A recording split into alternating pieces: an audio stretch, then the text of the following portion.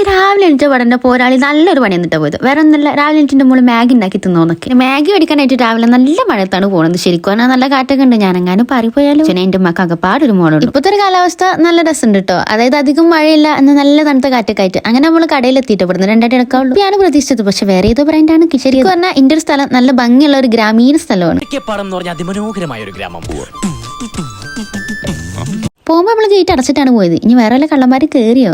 So ഇതിന്റെ വീട്ടിലെ പുതിയ ഫ്രൈ പാനാണ്. ഉദ്ഘാടനം കേൾക്കുന്നത് ഞാനാണ്. ഇതിനെന്തെങ്കിലും സംഭവിച്ചു കഴിഞ്ഞാൽ അടിയന്തരം കേൾക്കുന്നത് ഉമ്മയായിരിക്കും.